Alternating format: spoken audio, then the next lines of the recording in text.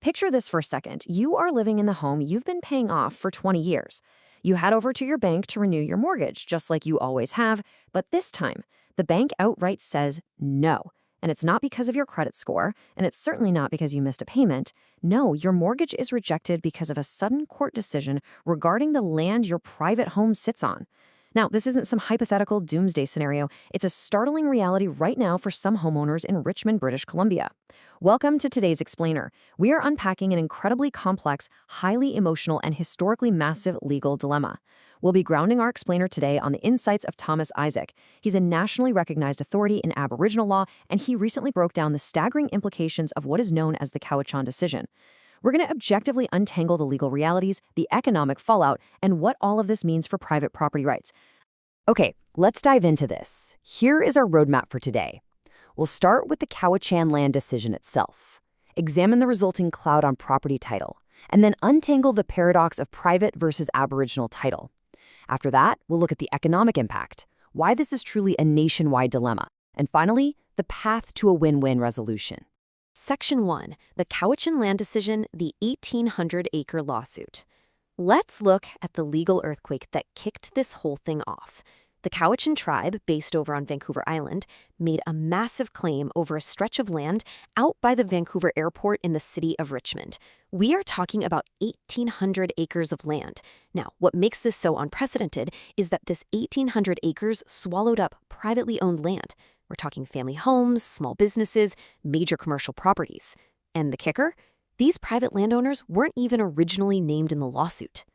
To wrap our heads around the sheer scale of this, we really have to look at the timeline. This case began a full decade ago, back in 2014. About 5 years into it, the court had to decide if it should officially give notice to these private landowners who suddenly found their properties inside this massive claim area. Well, the court decided that notice actually wasn't required because, at the time, they genuinely believed the decision wouldn't affect them. Fast forward to November 2023. The trial finally concludes after 514 days in court. That makes it literally the longest trial in Canadian history. And finally, in August 2024, a sprawling, almost 4,000-paragraph decision was released. So what was the verdict? Out of the 1,800 acres claimed, the court determined that 800 acres, which yes, absolutely includes those private properties, are legally held by Aboriginal title. Now, the judge did issue an 18-month suspension on the effect of the ruling for those private parties. Essentially, the court was saying that private owners aren't officially affected until the First Nation decides to actually get their land back. But as you'll see, from a legal and economic standpoint, the ripple effects were immediate. Section 2. The cloud on property title, what the ruling actually means. So, what does this actually mean for a normal citizen just trying to live in their home today? If the judge says you aren't affected until someone comes to take the land, are you really safe? Well, to understand the fallout, we have to look at the bedrock legal concept of how we own land in a Western economy. It's called indefeasible title.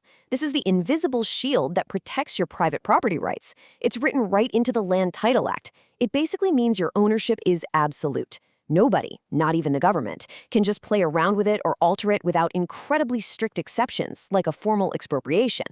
This guarantee is literally the entire foundation of a functioning real estate market and our banking system. But here is where the legal ground shifts completely.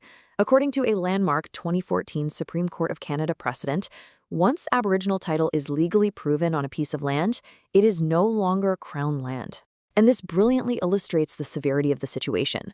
The court ruled that once Aboriginal title is proven, the Land Title Act, that very same law that gives you your indefeasible protection, effectively no longer applies to that specific land. Section 3. Private versus Aboriginal title, the legal paradox.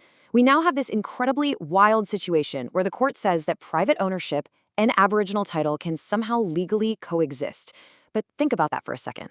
How is that mathematically or legally possible? How can you have two exclusive absolute rights existing on the exact same plot of dirt? Let's put them side by side. On the one side, you have your fee simple title. This is private, individual ownership, and it relies entirely on the protections of the Land Title Act. On the other side, you have Aboriginal title, which the Supreme Court defines as a communal, exclusive right to possess the land, a right that supersedes even the Crown.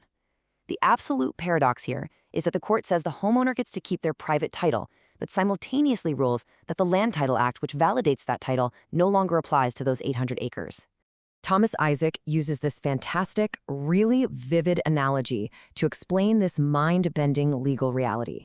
Imagine your property deed is a physical book. The court didn't physically take the book away from you. You get to keep holding it in your hands. But what the court did do is legally erase everything written on the pages. Because the Land Title Act no longer applies, the words that actually defend your ownership are just gone.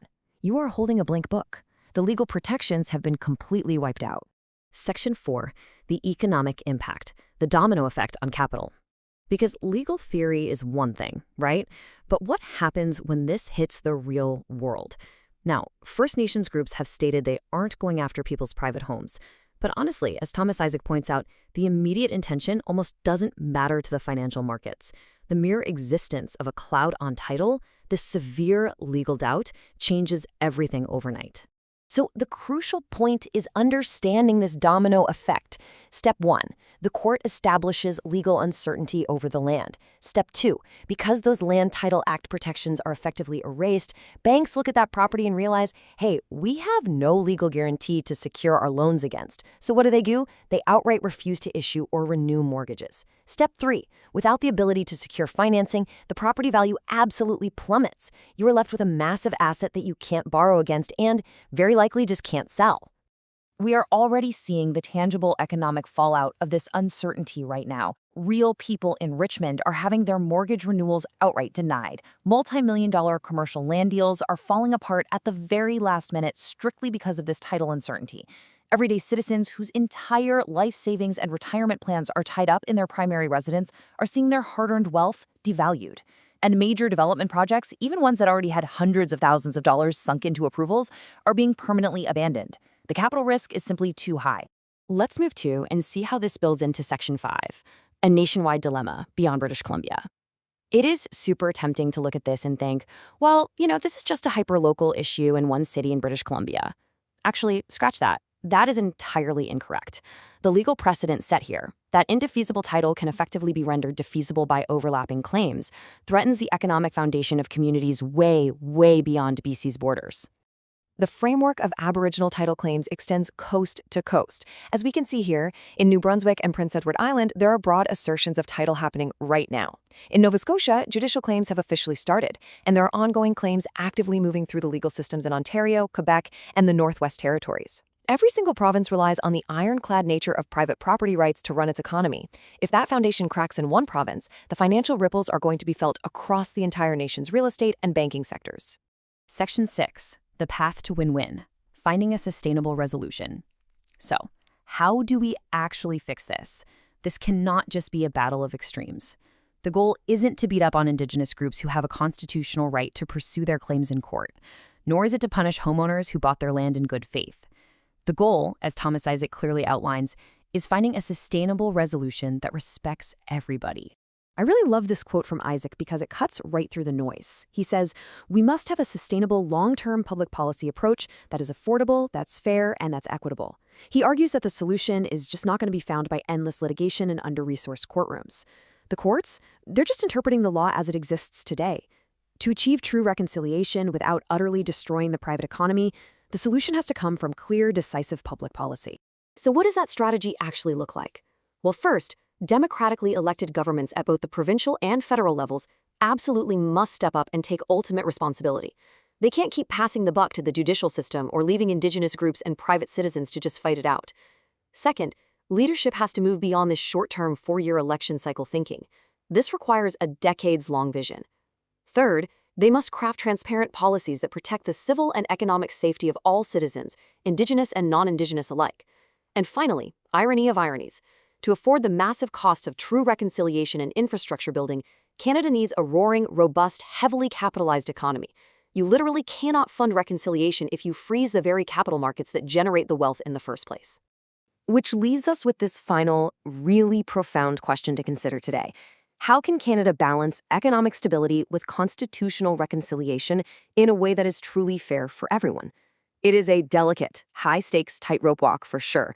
The health of the nation's economy, the security of everyday citizens' life savings, and the historical rights of Indigenous peoples are all deeply intertwined. The genie is out of the bottle, and ignoring it, well, that's just no longer an option. Thank you so much for joining me for this explainer. Keep learning, keep asking those tough questions, and I'll catch you on the next one.